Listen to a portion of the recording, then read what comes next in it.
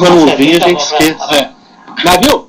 As meninas, filhas do Salvador, dono do cinema, era quem ficava vermelhas, encabuladas, porque o camarada chegava lá e falava com ela alguma coisa e ela mandava passar. O pai então deixava passar. Quando ele recebia dinheiro, aquela conta já estava certa. Ele fez, por exemplo, entrou 3 ou 4 ou 5 vezes sem pagar.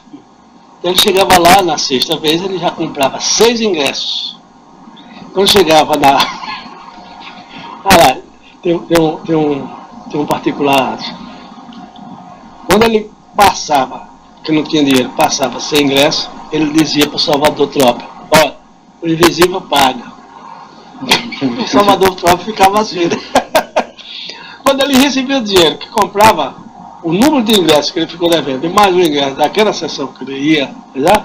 Ele chegava no Salvador e disse assim: aqui é meu e aqui eu pagar o do invisível. Quer dizer, era uma turma séria, você entendeu? Todo mundo acreditava, confiava. Um ponto assim importante, na nossa época, não sei se mudou ou quando mudou. O estudante era parte integrante da sociedade. Sociedade era, ué. Hoje existe um certo distanciamento. Clube, toda cidade do interior não tem o seu clube. A Sociedade de Ouro Preto, o clube da Sociedade de Ouro Preto era o centro acadêmico da Escola de Minas. Ou da Escola de Farmácia. Ou da Escola de Farmácia. E existia, assim, uma pergunta tem um tanto quanto polêmica, assim, alguma rivalidade entre vocês, entre a farmácia e a Escola de Minas? O pessoal da Escola de Minas? Apenas dizer o seguinte, que o camarada que não passava na Escola de Minas ia para a Escola de Farmácia. Imagina, mas isso era uma gozeira, sabe? Porque as duas escolas têm as suas duas vidas. E a Escola de Farmácia, a gente tem que respeitar ela, mais antiga do que a Escola de Ouro Preto, né? Isso. E depois, diga-se de passagem, a Escola de Farmácia de Ouro Preto era uma senhora escola. Foi a primeira escola de farmácia, não me engano. Era uma senhora escola. Os professores eram gente de respeito, gente... Com dedicação exclusiva. Nomes como Badim, né, que revolucionava aí na botânica. Era a Trindade, era professor da escola, pois era um camarada excepcional. A escola não havia rivalidade. O aluno da Escola de Minas e o aluno da Escola de Farmácia se davam muito bem. Como se davam bem também os alunos da Escola Técnica. Certo, é de pop, né? Era um espetáculo. Ouro Preto era um espetáculo. Era o paraíso da gente que estudava. Agora, não causava muito boa impressão, porque, você vê, as pessoas que iam a Ouro Preto tinham 2 ou 3 oportunidades de ir a Ouro Preto. Ou ia em Ouro Preto no dia 21 de abril, não vamos contar o carnaval, porque o carnaval geralmente é período de férias. Mas o 21 de abril, que era em pleno período letivo, a Semana Santa ia a Ouro Preto, o 7 de setembro quase nunca ia, e o 12 de outubro. Eram as oportunidades que iam a Ouro Preto. Agora, era a oportunidade que o estudante largava um pouquinho o livro para entrar na brincadeira. Aí eu sempre falava, a turma do estudante bebe muito, brinca muito, dança muito. Não havia assim, nenhuma tradição durante o final de semana a pessoa relaxar. Respeito danado pela sociedade. O estudante respeitava a sociedade. Você não via anarquias e tal, não. Alguma hora bebia mais um pouco de cachaça, até fazia uma celesta mais, sabe, mais espalhafatória, mas tudo dentro de um certo limite, entendeu? O resto que não dava bêbado, pegava o cara pra ele, E os namoros, assim? Os namoros eram ótimos, as meninas muito boas e tal, tudo. O senhor mesmo casou lá, né? Eu casei lá. Moço de Ouro Preto. Eu conheci minha mulher em Ouro Preto. Ela é sobrinha de um professor da escola de Ouro Preto, Dr. Raimundo Machado, que era o diretor da Alcam. A Saramenha, antigamente. Né? Então havia esse relacionamento e se havia muito assim, não sei se hoje ainda existe, como lá no meu tempo, havia muito rapazes que vinham de fora para estudar em Ouro Preto e se casavam e passavam a integrar a sociedade de Ouro Preto.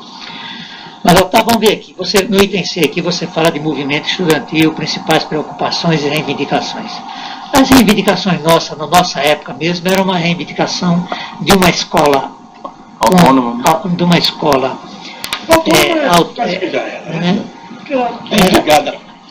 era da Universidade do Brasil, mas fora do Rio de Janeiro. Então era um negócio que... liberdade. A própria falta de comunicação, de certa forma, ajudava, né?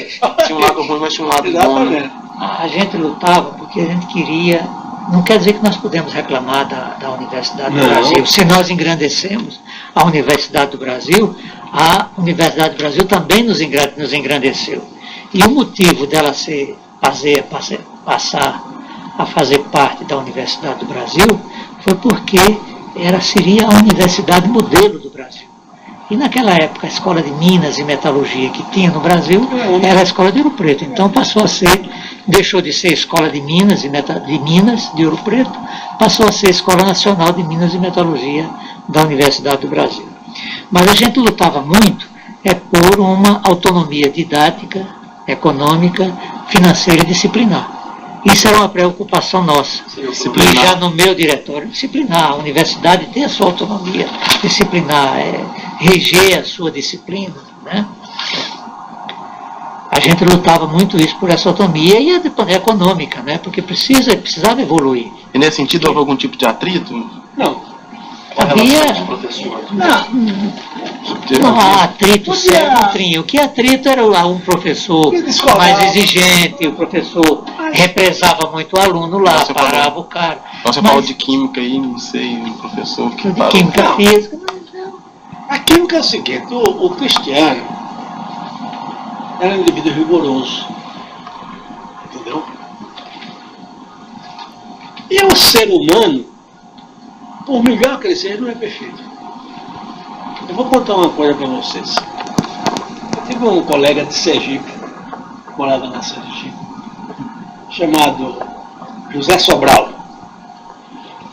Esse camarada era estudosíssimo. Ele só completava o ano passando por média e tudo. A única disciplina que ele não passou por média foi química geral. Por quê? Presta bem atenção. Chegou na hora, o Cristiano chamou, tal, foi lá, tirou um ponto, começar a sabatina. Ele, Cristiano, o Cristiano viu que o bicho estava seguro. Fiado, né? Aí virou para ele e disse assim: Senhor José Sobral, em que ano foi fundado ou foi descoberto o raio-x? Ele pensou, o professor disse assim: doutor, eu estudei química, mas não estudei história da química. Muito obrigado, 9. Mas a turma que está assistindo o exame viu que o negócio foi por... Sacanagem. Entendeu? Agora, que era um professor bom, que era um professor capaz. Sabia tudo sobre a matéria. Mas tinha essas coisinhas e tal. Né? Em compensação, os irmãos dele, Alberto Barbosa, que ensinava Química Analítica, e Zé Barbosa da Silva, que ensinava siderurgia, são completamente diferentes. Bons professores, mas aquele que exigia do aluno, mas não... Tinha bom senso, né? Merecia 10, então 10. Alguém, isso eu não posso dizer para vocês que eu prove, não. Mas alguém me falou que o Cristiano chegou assim, 10 é só para o professor. Eu não posso provar isso, eu só vi uma conversa, você entendeu, né? Entendi, claro. Em off. Mais um grande cara. Né, Otávio, movimento estudantil. Participávamos em todos os movimentos estudantis. Participávamos da UNE, da UE. Né? O 5º Congresso Nacional de Estudantes de Engenharia foi patrocinado pela Escola de Minas de Ouro Preto. Foi. Né? E naquela época os congressos de estudantes de engenharia são os congressos com tese, com trabalhos escritos, né? Discutir política. Né? E são coisas que engrandecia, cada vez mais engrandecia a escola, né? E havia um entrosamento muito grande, havia um respeito entre os estudantes de engenharia, participava das reivindicações dos estudantes de engenharia, do planejamento, da vida profissional do engenheiro, né? Isso a gente, com a mesma distância, tínhamos uma participação não é muito ativa, como quem morasse no Rio, frequentasse uma escola nacional de engenharia e participasse num centro político como é o Rio de Janeiro. Isso não tinha condições. Mas os relacionamentos, participação nas atividades estudantis, de congressos estudantis, de nacional de estudante, congresso estadual de estudantes, congresso nacional de engenharia, nós participávamos em todos. Outra representação, Aziz, por exemplo, a Escola de Minas, Cundaém, e o DC na universidade lá no Rio de Janeiro. Como que era? A representação, como eu te falei, o diretório acadêmico era a representação jurídica do corpo discente da Escola de Minas. Então, toda a representação do Escola de Minas, de Ouro Preto, era do diretório acadêmico.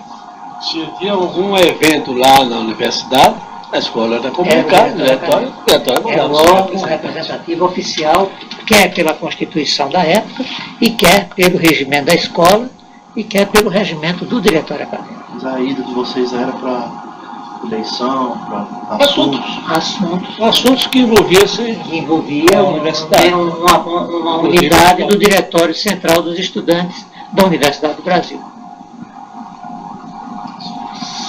Podia até ser, mas nunca houve condições de se candidatar. Por exemplo, a presidente do DCE não tinha jeito. Como ia ser? Tinha que perder uma escolinha só com o resto. Podia até ser eleito, mas perdia um ano. Ninguém queria perder. O curso de engenharia já eram 6 anos. Né? Não tinha condições por causa de geografia. O problema era geográfico. Estamos em Ouro Preto. E não só geográfico, mas também de populacional, né? Você não tem população para enfrentar uma eleição dessa? Pensava, né? Vocês tomavam, assim, parte de alguma questão nacional? Por exemplo, em 1959 estava terminando o governo do Getúlio Vargas, do JK, né? Em 59 já está saindo. Acho que já estava saindo, né? Mas o que estava em pauta nesse período? Assim, qual a grande questão do Brasil nacional que os estudantes tinham que desafiar? Política desenvolvimentista de Juscelino Kubitschek. E vocês apoiavam? Para trabalhava, mas não como política partidária. Né? Como mineiro, era que era fazer em 55 anos uma política de 50 anos. Em 5 anos fazer 50 anos. E ó, era a tônica do momento. Era aquele espírito desenvolvimentista. Era estrada, era transporte, era saúde. Nunca mais nós vamos achar um cara desse. Porque era um cara desenvolvimentista e era um cara essencialmente brasileiro. Visão. Você está dirigindo o automóvel, né? Você acende a luz. Tem o farol, né? E tem o farol alto. Quando você liga o farol alto, você vê 10, 12 quilômetros. Ele era um homem que via 10, 15, 20 anos na frente, como era um ex-aluno da escola chamado Amaro Lanari Júnior. Né? Um homem que nasce, que Deus dá o dom de ver 15, 20, 30 anos na frente. E Juscelino foi um desses homens, e nós vivemos a nossa vida universitária com quase toda ela com o Juscelino na presidência da República. E o pior é o seguinte, que Juscelino... Capa de ouro, né? Pode se chamar, né? Do desenvolvimento. Mas sim... A perspectiva, assim, de quando se construiu de estrada, quando se construiu de energia no governo Juscelino. Né? A expectativa assim, de ascensão profissional era muito grande na época. Então essa participação tinha, mas nunca como uma participação política partidária. Muito bem, muito embora os nossos pais eram políticos partidários, mas sem trazer influência para o diretório acadêmico. Ainda existe e Ouro Preto, desde aquela época, era a unidade cívica, né, da União. Né? Qualquer ato cívico da União era comemorado em Ouro Preto. A capital do estado de Minas Gerais oficialmente era transferida no dia 21 de abril. Em 1898, que ela foi para BH, né? Que veio para aqui. Mais ou menos isso. Alguma coisa parecida. Belo Horizonte já é centenária, né? E faz pouco tempo que completou isso. Mas não era 898, uma coisa assim. 97, 97. Nós vivíamos contratando orquestras, entidade, ou conjuntos, para ir lá fazer, por exemplo, horas dançantes. Ou quando não tinha dinheiro para contratar, nós fazíamos horas dançantes com disco. Que não era né? E na nossa época nós criamos o nosso batuque DX. Você viu falar no batuque então, DX? É isso que eu estou falando para ele. Então, eu como presidente do Centro Acadêmico, disse, gente, nós temos um pianista que é o Birajara Cabral. Nós temos um cara que acompanha muito bem batuque e tal, Bateria. que podia entrar numa bateria, que era o Celso Magalhães Gomes. Nós tínhamos um cara que tocava muito bem acordeon, que era o Madrugada, né? Tinha outro que tocava, tinha um que cantava, que era o Kleber. Tinha que tocava baixo de corda, que era o Roberto Bambu ou o Zé Maurício Neto. Eu digo, gente, está na hora da gente poder fazer alguma coisa. Peraí, convidei o pessoal, reunimos lá e disse assim, vamos fazer um conjunto musical aqui, vamos. Eu não sei quem foi que deu o nome de integral de 0 a infinito de Batuque DX. Na nossa coisa, nós compramos, ó, um baixo de corda. Quem nos comprou o baixo de corda foi o Padre Maia, no seminário de Mariana. Compramos uma bateria. Compramos aquele negócio de bongo, aquelas varetinhas de bater. Chamei o meu cunhado hoje, que não era meu cunhado na época, né? E disse, ele gostava de tocar aquelas flautinhas de metal. Só tinha pequenininha de buraquinho e tal. Ele tocava aqui e tava beleza. Chamei ele e disse, me diga uma coisa. Se eu comprar um saxofone para você, você aprende a tocar aquela porcaria para entrar no batuque? Ah, tá, ele montou. Não, eu já sei que você... Vou comprar. Peguei o Padre Maia, compramos um saxofone para ele. E o bicho tocava saxofone, você precisa ver. Ainda hoje toca saxofone muito bem. Prender na marra. Fizemos o Batuque DX. Eu não sei quem deu o nome. Não sei se foi o Celso Magalhães. A origem do nome. Eu acho que foi o Celso Magalhães que deu o nome. Integral de 0 a infinito de Batuque DX. Cantava. Essa menina que está aí nesse negócio aí, a Penita, cantava o Kleber, de vez em quando o Filho da Flor cantava também, né? Mulambo. E os nossos saraus dançantes eram todos feitos com o Batuque DX. Você não queria saber o sucesso? Sábado, tinha horazinha dançante, era o nosso Batuque DX. Olha, você ia alta hora. Não queira saber o sucesso, rapaz. Ia longe o nosso Batuque DX. Merece um livro. A necessidade de fazer o gato pular, né? É isso que aconteceu. Que merece um livro, esse projeto nosso tem a pretensão de continuidade. No primeiro momento, vislumbra a história das repúblicas. A gente acha importantíssimo resgatar a importância dela, né, Léo? Vou fazer um... Gosto que esquisito. Agora tá na bala. Então está gravando. Então essa parte aqui da construção em si, então, e os pedreiros e os mestres de obra lá que a gente contratou, todos da terra. Mas com a supervisão nossa do diretório. É o Chico Faro supervisionando, eu supervisionando. A gente supervisionava a construção. Pedreiro-chefe, Gramínea. Entende? E o arquiteto foi o Gaia Vidal. E nós que acompanhamos tudo lá. Será que estão vivos ainda hoje, será? Não, o Gramínea acho que morreu. O Gramínea é o sogro do Formigão. O Formigão, né? Acho que morreu. Morreu devia estar com 100 anos, né? Olha, mas é um cara que... São as coisas que a gente faz na vida que a gente fica assim, né? Agradece, né?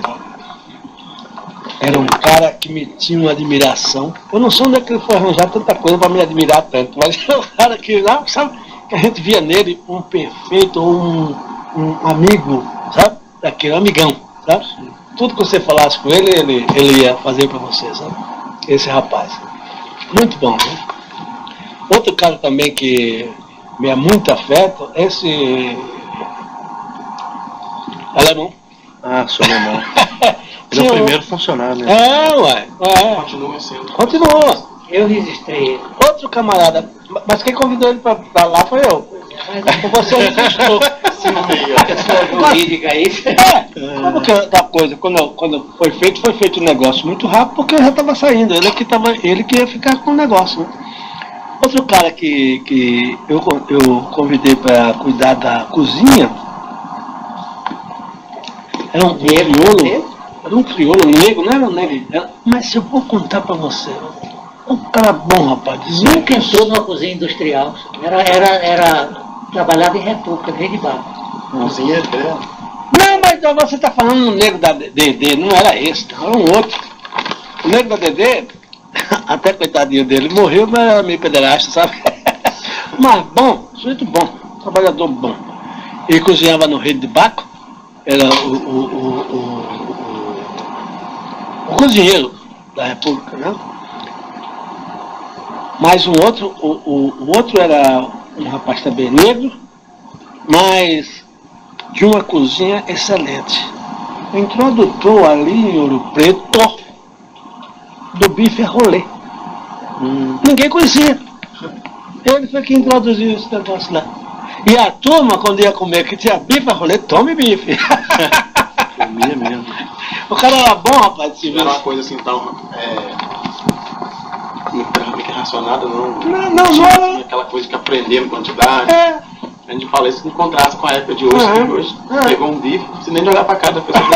Não adianta não. É um bife mesmo só. Era o bife e pronto, né? Não, mas o bife a rolê do bicho era bom. Ou ele era recheado com cenoura, como chama? Palmitos, esses troços, ou linguiça, sabe? O bacon, sabe? Era um negócio o bife pronto. Bom mesmo. Então, só para fechar esse item remoto. Então, cada um vai falar um pouquinho da sua experiência como membro do DA. Qual que agradeceu fazer parte de um trabalho que até hoje está lá, as pessoas sempre são gratas ao remoto. Então, cada um falar um pouquinho dessa experiência como membro do DA e como fundador do remoto. Aí eu vou passar de olho depois para o senhor. Então, como fundador do Remop, eu acho que eu não fiz nada mais do que uma obrigação da minha época de estudante. Eu percebi que nós tínhamos uma deficiência, que era a deficiência alimentar.